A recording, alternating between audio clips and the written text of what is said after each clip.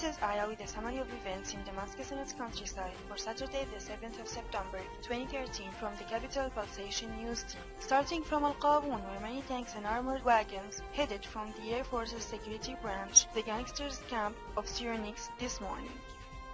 Additionally, fierce battles between the Free Syrian Army troops and the regime army troops took place alongside with the intermittent shelling this afternoon, with the 57 cannon and the Falstica artillery targeting the residential areas, randomly causing mass destruction of the properties and the rise of the heavy smoke from the entirely destroyed residential buildings. Also in برزة district, the Assad gangsters burned many houses in الجديدة alley while the daily shelling of Haitchin continued. Furthermore, witnessed wide security spread in the neighborhood where 2 agents were detected near the neighborhood's bakery and other 2 were detected in the Lord Alley, which were also detected many days ago in the same area inspecting the cars and stopping the passengers.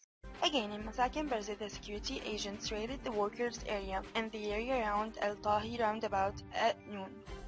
Moving to the countryside, specifically to the Malka Jober Hamouria, where the criminal regime poisoned the water flowing to the Malka Hamouria, Ain Terma and Jober neighborhoods, and it was proven after checking samples of the water. Consequently, many various symptoms water poisoning cases were recorded, and a man was killed in Jober because of the poisoning, so now the citizens are being warned by the amplifiers in the mosques.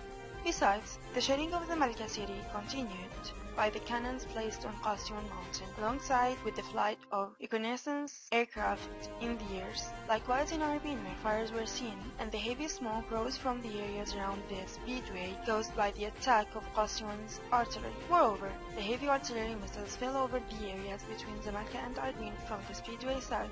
As for Al-Zabadani, the shelling by the tank in the Aqaba checkpoint continued, targeting the citizens and the refugees areas in Al-Ma'mura, causing great destruction. Eventually, this morning, massive military movements of the regime's army were seen heading toward the eastern mountain of the city, represented by tanks, armored wagons, soldiers' shuttles, and several cars equipped with Doshkat machine guns. In addition, a sniper was detected in Zatut checkpoint. What's more is that the regime used 5 women wearing abayas and veils in the Tkiya and Sedzerza checkpoints to inspect the passing women. As in Bludan, the popular comedies of the Assad regime spread and set a checkpoint near the Blue Hotel. Furthermore, the regime troops recalled many soldiers from the checkpoints and moved them to Bludan at noon. Meanwhile, the shelling of Bludan mountains continued, causing the rise of the smoke in the air. Similarly, Juma was aggressively attacked by mortars this afternoon, killing and injuring many citizens. Also, in Al-Muqayyiba city, the Assad forces re-attacked the eastern side of the city this morning by the heavy artillery and the Shilka, causing mass destruction of the residential buildings. All of that was after a tough night in the city when the aggressive shelling killed 16 people from the refugees and the Kiswa citizens. As for Daraya, a military convoy headed from the Mazza military airport to the eastern entrance of the city, backed up by tanks and armored wagons. Meantime, the shelling continued with the heavy artillery located in the Fort Force Mountains, targeting the center of the city. Last news is from Al-Muqaddamiyya, which is still under the artillery and missiles shelling coming from the Fort Force Mountain that is destroying the targeted building.